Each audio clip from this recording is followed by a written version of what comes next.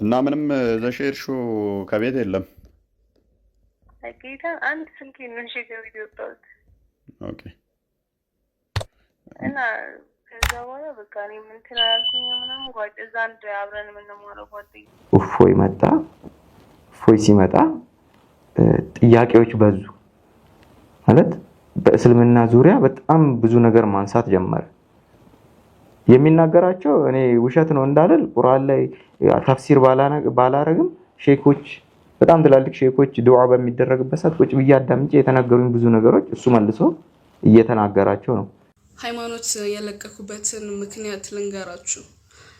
ከእስልምና ያጣሁት ነገር ኖሮ ምናምን ነገር አይደለም። መንፈሳዊ ነገር ስለተገለጸልኝ ነው። ማን የገለጸልሽ ካላችሁኝ ፈጣሪ። ሁላችንም ውስጣችን ፈጣሪ አለ። ያንን ፈጣሪ አድምጡት። ሲቀጥል ደግሞ ትንሽም ሆነ ትልቅ ኡስታዞች እዚህ ቲክቶክ ላይ ስትንጫጩ እያየው ነበር። አቴንሽንን ስቲች ሳላረግ ልስጣችሁ። እኔ ሂክማ ነኝ። እኔ ሳወራ ስለ ራሴ ነው ማወራው፣ ስለ ራሴ አመለካከት ነው ማወራው እንጂ ያሁን ሁላ እኔ አልወክልም። አትወክሉኝ። አሁንም እኔ ብወጣ ላይ ከሆነ ከኩንታል ስኳር ላይ አንድ ፍሬ ስኳር እንደተቀነሰች ማለት ነው። ለምንድን ነው የምትንጫጩት? በቃ አወራው። በቃ አለቀ አለቀ አለቀ አለቀ።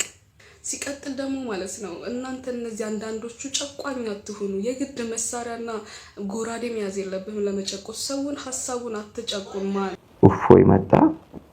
እፎይ ሲመጣ ጥያቄዎች በዙ ማለት በእስልምና ዙሪያ በጣም ብዙ ነገር ማንሳት ጀመረ። የሚናገራቸው እኔ ውሸት ነው እንዳልል ቁርአን ላይ ተፍሲር ባላረግም ሼኮች በጣም ትላልቅ ሼኮች ዱዓ በሚደረግበት ሰዓት ቁጭ ብዬ አዳምጬ የተናገሩኝ ብዙ ነገሮች እሱ መልሶ እየተናገራቸው ነው። ምንም ይሁን የክርስትናን ሃይማኖት የሚያሸማቅቅ ነገር ከተነገረ አላሁ አክበር እንላለን ማለት ነው። ባገኘን አጋጣሚ ትምህርት ቤት ውስጥ የትም እያሸማቀቅናቸው ካፊር ነው እያልነው እያገለልናቸው ሰዎችም እንዲጠላቸው እያደረግናቸው ኖርን። ሼኪ እኛ ቤት ተቀጠረ። ቁርአን ሊያስቀራ ለኛ እንኳን ሳያማክር ስማችንን በሙሉ ቀየረው። የኔን ጀማል አደረገው። ሰው ሁሉ አለባበስ ተቀየረ። ቁርአን መቅራት ግዴታችን ነበር። ቁል አላሁ አሐድ አላሁ ሰመድ ለም የሊድ ወለም የወለድ ወለም የኩን ለሁ ኩፉወን አሐድ። አላህ አንድ ነው ልጅ የለውም ብሎ የኢየሱስን የእግዚአብሔር ልጅነት ለመቃወም የተጻፈች ቻፕተር ናት። ሼኪ የመሆን ምኞት ያደረብን ይዛል። ጀነት ሰው ለመግባት ሪኳየርመንት ምንድን ነው? 1 2 3 4 5 6 7 እነዚህ ራሱ እውነት ቢሆኑ ሰው ማሟላት አይችልም። እውነት ቢሆኑ ማለት ነው በዚህ ተደርጎ እንኳን ቢገባ። ከዛ ሌላኛውን ሼክ ደግሞ እንጠይቃለን። አላሁ አለም አላህ ነው የሚያውቀው። ምን የምናውቀው ነገር የለም። ነብዩ ራሱ በእኔም ላይ በእናንተም ላይ የምፈረደውን አላቅም ብሏል። ከዛ በቃ እሺ ሆነ ማለት ነው። መስጊድ የመበጥበጥ ደረጃ ጋር ደረሰ። የታሰርኩትም በዚህ ኬዝ ነው። ታሰር በአንድ መዝገብ 3 ሰው ነን የተከሰስነው። አይናቸው እኔ ላይ ነበር የወደቀው። ከእስልምና ተስፋ ቆርጫለሁ። ያኔ የነበረኝ ሼኪ ኢማም፣ የመስጊድ መሪ፣ የእስልምና ሜቢ ስኮላር ሊባል ይችላል አሁን በማውቀው ቋንቋ አይነት ምኞት የነበረኝ ሰው ምኞት የተቀየረ። እገልሃለሁ አለ። ከዛ በኋላ ጭልጥ ብዬ ዓለምን ዋኘው ማለት ነው። ፈርዖንን አጎብድጄ ያገለገልኩት። ይሄንን አማማ ይሄንን ቪዲዮ የሚመለከቱ ሙስሊሞች ለምን አደረክ ሊሉን ይችላሉ። አሉ ነው ኢየሱስን ባላገኝ ኖሮ ብዬ ማሰፈራለሁ። በጣም አስፈሪ። ሜቢ ሞቼ መቃብሬ ደርቋል። ሜቢ እግዚአብሔር በሚያውቀው ነው ይሄን የምለው። እና ደግሞ ቁርአንን ደግሞ ፍቺ ያደረጉ በጣም ትላልቅ ዑለማዎችም አሉ። ከዛም አልፎ ደግሞ ተፍሲር ያደረጉ ተፍሲራትን እንትን ያሉ ሰዎች የፈሰሩትን መልሶ ሲናገር መጨረሻ እኔ እንደውም የምሩን በቃ ከመውደድም አልፎ ራሴ ወደ ለመጠየቅ መሞከር ጀመርኩኝና አጋጣሚ አንድ ሼክ እዛው ጅጅጋ እዛው ክላስ 10 ምናምን ስማር ሼክ የሆኑ ልጆች አሉ ማለት በእውቅናውን ቀልጠፍ ያለው ጥያቄ በቃ ሆነብኝና ኢየሱስ ክርስቶስን በቃ ከዛ በፊት እየመጣ ያለው ነገር ሁሉም ጋር አለ ነብያቶች ሁሉ ደግሞ ስለ ነብዩ ኢሳን ተናግረዋል ስለ ኢየሱስ ማለት ነው ግን የመሐመድን የሚጠቅስ ነገር የለም ሲያወሩም አልሰማውም ይህ ነብይ እንዲህ ብሏል ስለ ነብዩላህ መሐመድ እንዲህ ብሏል የሚባል ነገር የለም እነዚህ ነገሮች በቃ ግራ ያጋቡ መጨረሻ ላይ የኢየሱስ ክርስቶስን የስቅለቱን የሱን መከራ ሁኔታ በቃ እኔ መገንዘብ ጀመርኩኝ ከዛ ልጅቷን በምትልክልኝ ጓደኞችን በሚያወሩት ቲክቶክ ላይም በማየው አልፎም ዩቲዩብ ላይ እየገባው ረጅም ደቂቃዎችን ማዳመጥ ጀመርኩኝ እንትን ቤተክርስቲያን መጥቶ ጉባኤ ምናምን በሚካሄድበት ሰዓት ገብቼም ማዳመጥ ጀመርኩኝ እውነት ነው የሰው ልጅ በሚናገረው ውስጥ እኔም ማንኛውም የሃይማኖት አባት አይሳሳትም አለ ሰው ስለሆነ ይሳሳታልና የሱን ስህተት አይደለም የማየው መጽሐፉ ብሏል የሚለውን ብቻ ነው የምከተለው ገባ መጽሐፉን እንትን ካነበው በኋላ ፍቺ ከሰጡ በኋላ አስቀጥሎ የሚናገሩት ነገር አለ እሱን የሚናገረው እሱ ነው መጽሐፉ አይደለም መጽሐፍ ቅዱስ አይደለም እኮ የመጽሐፍ ቅዱስን ተናግሮ ካነበበ በኋላ እሱን ደግሞ ጨምሮ ሰውን በሚገባ መልኩ ያስረዳል እኔ የሱን ትቼ የምከተል የነበረው መጽሐፍ ቅዱስ ያለውን ብቻ እሰማና በቃ ያቺን ይዤ ገባለሁ ከዛ የኢየሱስ ክርስቶስን ስቅለት አሁን እንዳልኩ ልጁን ትምህርት ቤት ውስጥ ጠየቅኩት ትንሽ ከኔ ከፍ ስለሚል እምነቱም የቆየ በደም ተፍሲርም ስለሚችል ጠየቅኩት ሶማሌ ነው አማርኛ ግን ይችላል መሐመድ ይባላል ልጁ ጠየቅኩት ስጠይቀው ቀጥታ ነው በቃ እዚህም እንደተማርኩት ነው ፍቺ የተሰጠኝ ገባ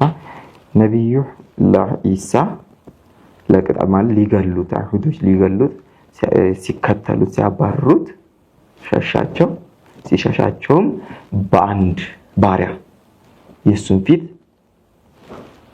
አስመሰለላቸው ወይም መሰለ ማለት ነው የሱ ፊት በሌላ ሰው ተመሰለ እና ሊቀጡት የነበሩት እሱን ከመቅጣታቸው በፊት ፈጣሪ አሳረጋቸው ነብዩን አሳረገው ማለት ነው ህዝብም አላየም ሰውም አላየም ማለት ሲያርግ እንኳን ፍንጭ የሚሰጥ ሲያርግ አይቻለሁ የሚል እንትን አልተሰጠበትም አርጓል አለ በሱ ቦታ ደግሞ አንድ ንጹህ ሰው ባሪያ ነው አጥቶ ማለት ያጠፋ ሰው ነው ከነሱ ከራሳቸው መሃል ሊገሉት ከሚከተሉት መሃል ነው ብሎ ማብራሪያ አልሰጠበትም ከአንድ ባሪያ ከአንድ ሰው ፊቱ ተመሰለ እሱ ሙሉ መከራውን ተቀበለ ተሰቃየ መስቀሉንም ተሸከመ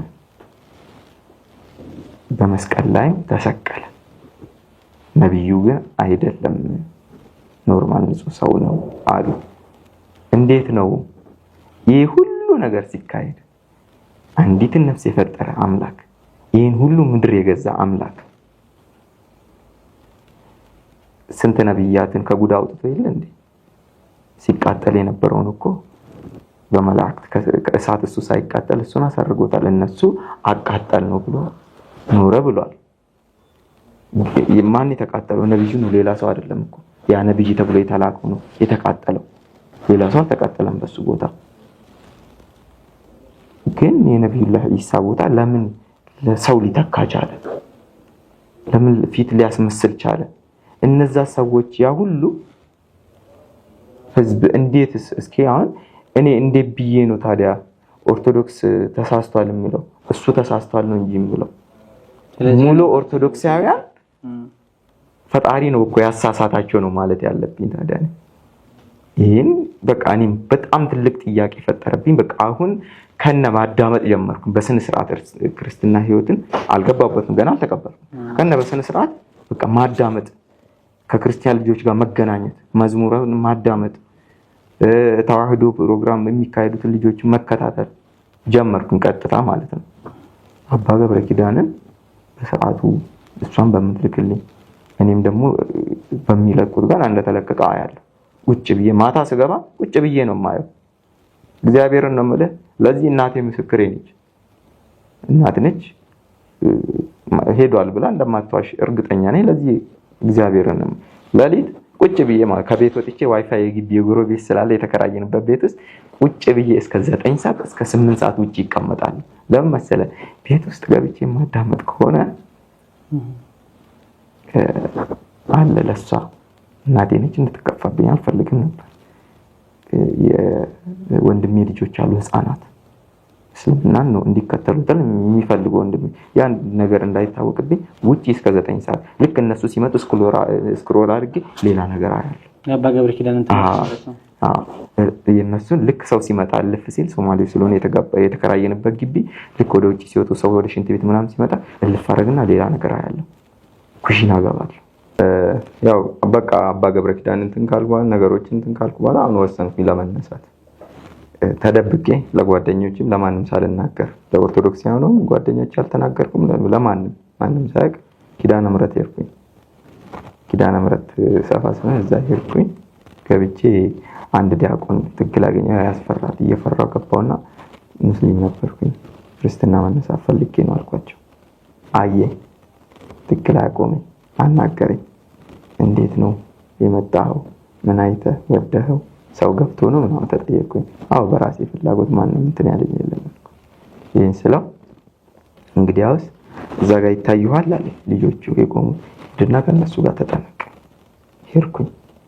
እኔ በቃ ገብቻለሁ ነው ያመንኩት። ገባ አይደለም እንዴት እንደሚጠመቅ የክርስትናን አጠማመቅ ምንም የማውቀው ነገር የለም። እሱ ዲያቆኑ በብልሃት ነው እኔን ትምህርት እንድማር ለ3 ወር ድጋሚ ያደረገ።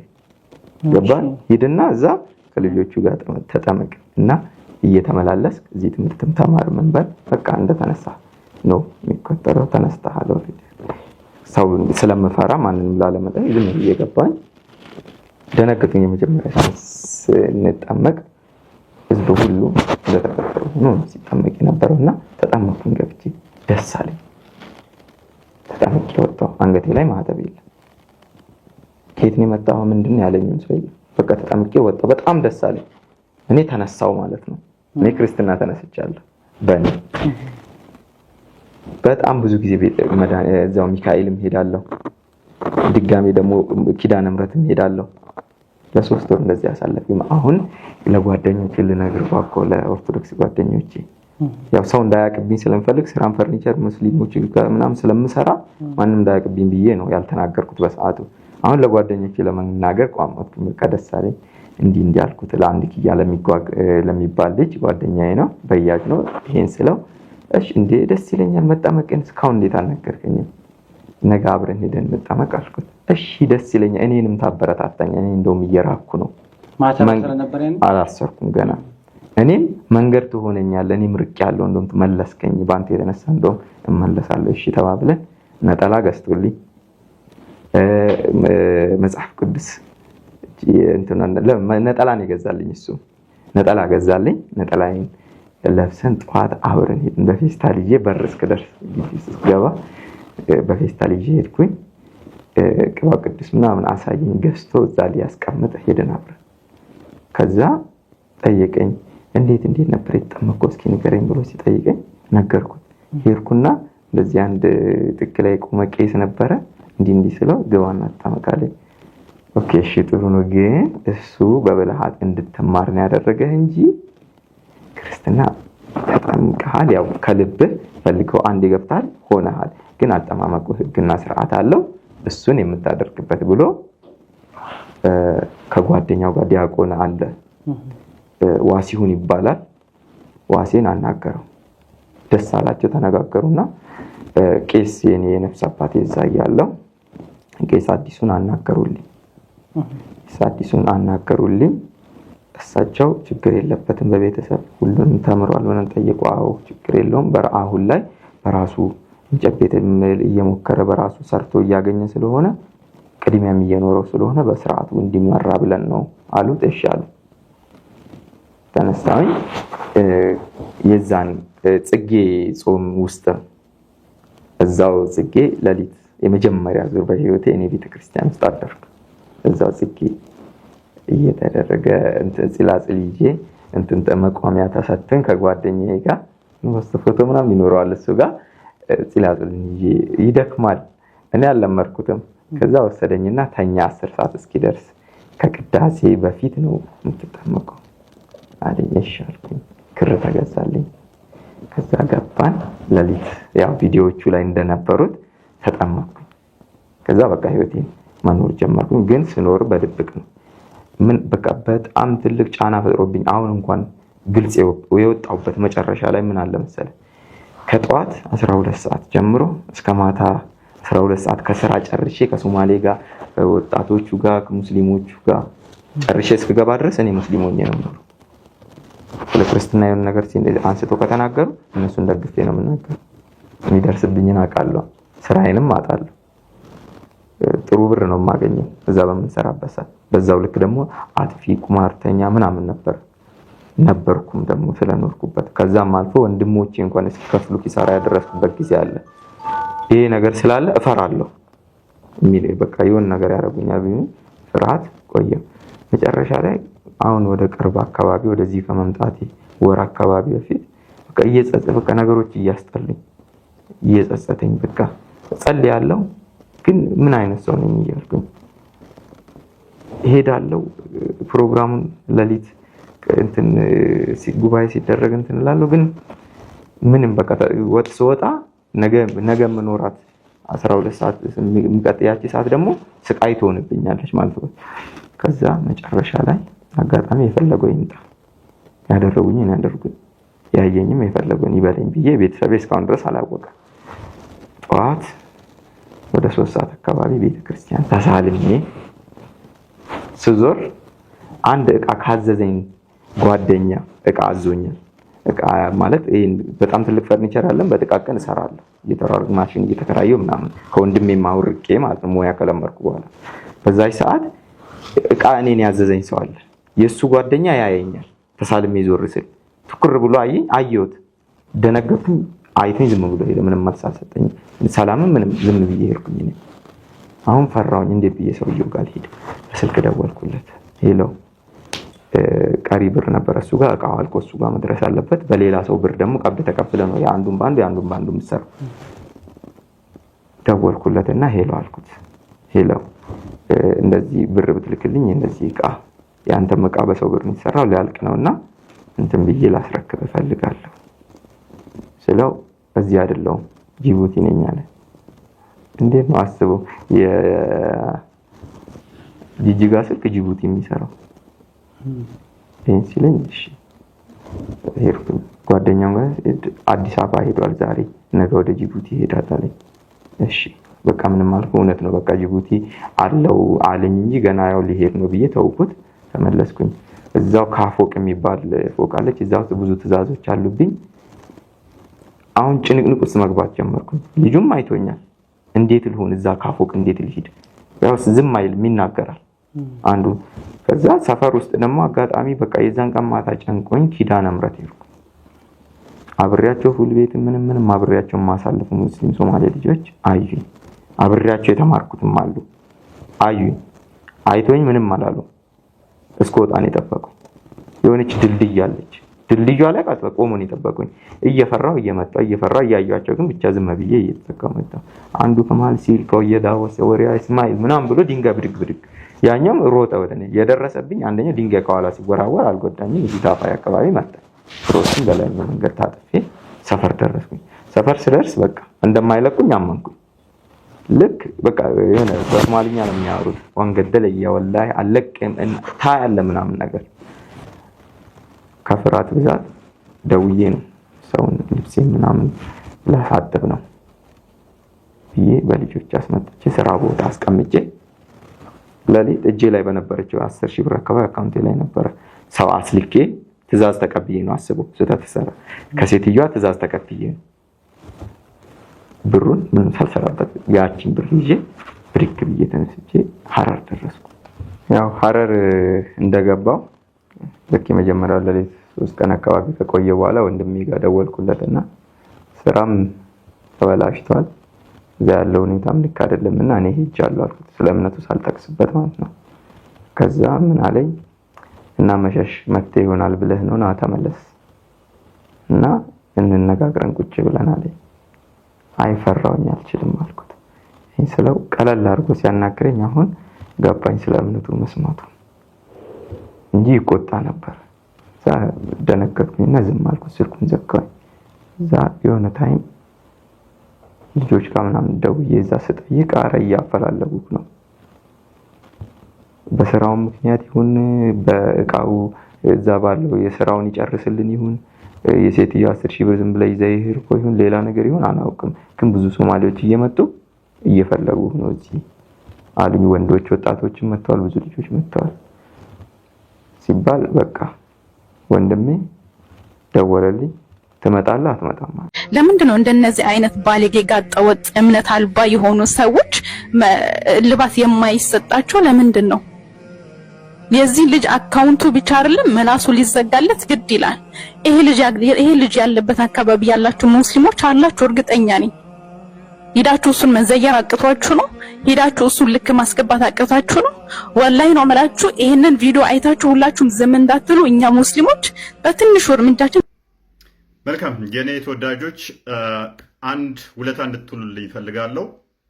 ጌታችን መድኃኒታችን ኢየሱስ ክርስቶስ በማቴዎስ ወንጌል ምዕራፍ 5 ቁጥር 44 እስከ 45 እንዲሁም ሐዋርያው ቅዱስ ጳውሎስ በሮሜ መልእክቱ ምዕራፍ 12 ቁጥር 14 ጀምሮ የተናገረው አለ። ለሚያሳድዷችሁ ጸልዩላችሁ፣ ለሚረግሟችሁ መርቋቸው ይላል። እችን እህታችንን ብንመርቃት ምን ይመስላችኋል? እንድገደል የሞት አዋጅ እያስነገረች ስለሆነ ክርስቶስ አስቀድሞ ምን ብሎ ነግሮናል? እኛ በዮሐንስ ወንጌል ምዕራፍ 16 ላይ ከቁጥር 1 እስከ 2 እንዳትሰናከሉ ተጠንቀቁ፣ ከምኵራብ ያወጧችኋል፣ የሚገድሏችሁም እንኳን ይመጣል። ያንን የሚያደርጉት እኔንና አብን ስላላወቁ ነው፣ እነሱ ደግሞ እግዚአብሔርን ያገለገሉ መስሏቸው ነው ይላል።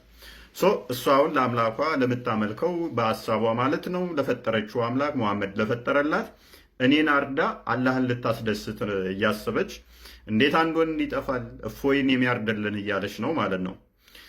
እኛ ግን አስቀድሞ ክርስቶስ ምን ብሎ ነግሮናል?